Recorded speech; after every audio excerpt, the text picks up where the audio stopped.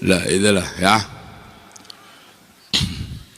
Jadi aktornya beda, yang nanem beda, budayanya beda. Makanya seperti tanaman disebut kazar'in. Islam kayak tanaman. Maka jangan salah ketika nanam di Cirebon, ya gaya Cirebon. Sholat ditanam dengan sembahyang.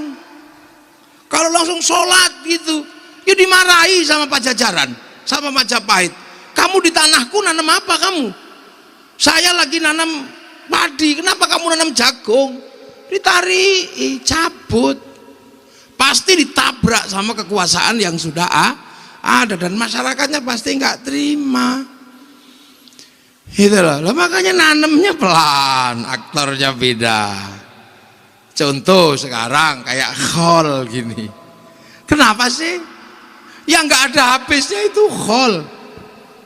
Kayaknya orang Indonesia terutama di Jawa ini, baik Jawa Timur, Jawa Tengah, Jawa Barat, khol itu kok seperti hobi, kayak minum obat sehari 5 kali,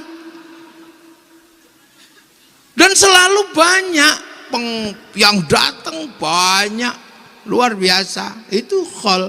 Itu kenapa? Muludan ya bulan Maulid.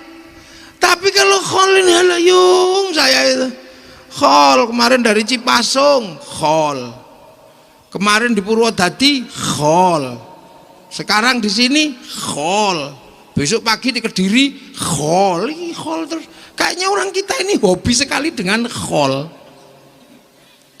Meringati orang mati itu hobinya. Padahal yang musyrikan itu setiap hari udah 7 kali. Bid'ah, musyrik, bid'ah, musyrik, haram, kafir. Tapi kayaknya kok nggak mempan. Ini jadi virusnya itu nggak mempan. Udah kebal, ini orang imun. Coba sampean lihat itu yang mengatakan khol musyrik, khol bid'ah, masuk neraka, sudah setiap hari. Kok nggak percaya sampean? Dan saya juga nggak percaya.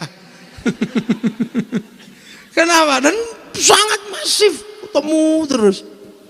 Karena sebelum Islam datang, memperingati orang mati sebagai bentuk apa? Sebagai bentuk ketakziman dan ketawaduan anak pada orang tua, itu sudah ada di Nusantara. Jadi sebelum khol datang tahunan, orang Jawa itu sudah ngerti khol tahunan. Cuma namanya beda. Jadi dulu nenek moyang kita itu kalau menyebut kakek buyutnya, nenek moyangnya, itu disebut danghyang. Danghyang itu orang Jawa menyebut orang tua, yang tua gitu. Kalau bahasa Arab syaikhun, syuyukh. Kalau ubannya banyak, syaiban. Nah orang Jawa itu, bahasa Jawanya itu danghyang. Makanya kalau sekarang tinggal ekornya. Orang-orang tua disebut eyang. Eyang kakung, eyang putri, aki. Nah para danghyang ini, ada yang nyebutnya meleset jadi danyang itu. Jadi itu bukan setan. Mereka ini ditanya apa aja. Ditanya selalu. Belum ada Google. Yang mau nanam ini apa, selalu ditanya. Nah pertanyaan itu dijawab. Jawaban itu harus dipegang betul.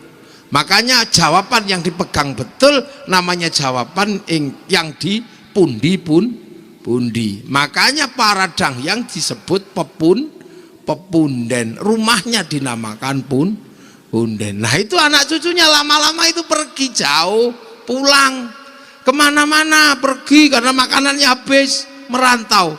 Tapi setiap setahun sekali mereka rindu kampung halaman dan pulang. Maka lahirlah bahasa sekarang jadi mudik itu.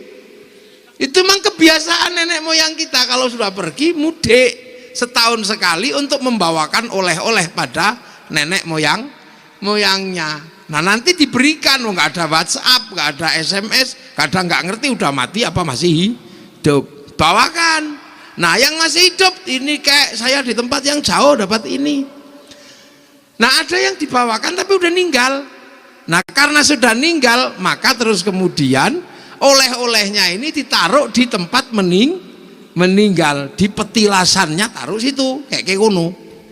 Nah ditaruh situ, terus dibilangin kakek buyutmu itu ndak meninggal, masih hidup tapi di tempat yang sana, maka bisa diajak ngomong dalam bahasa lokal, merui kaki danyang nini danyang.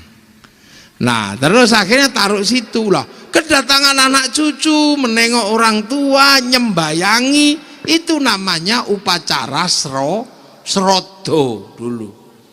Makanya kedatangan anak cucu itu dikenal dengan istilah nyadran, srodo ya itu terus. Lah Islam datang mengajarkan hal yang sama. Walladzina ja'u min ba'dihim yaquluna rabbana ighfir lana wa li ikhwanina alladzina sabaquna bil iman. Yang datang belakang itu mendoakan yang sudah pergi lebih dulu, yang bawa iman lah. Dawuhnya Allah seperti ini diwujudkan oleh para ulama. Yang baru pergi kita masih bisa nyolati, yang masih baru meninggal kita bisa datang ke kuburannya. Tapi walladzina yang jauh, yang sudah meninggal lebih panjang, ini tidak ada bisa menjangkau kecuali ulama-ulama NU. Cara menjangkaunya bagi yang jauh ila ruhi ila hadrati. Loh, jadi yang ila ruhi ila hadrati itu hanya santri yang bisa, yang tidak ketemu. Misalnya kakek ini cucunya nggak ketemu, nggak ikut nyolati ketika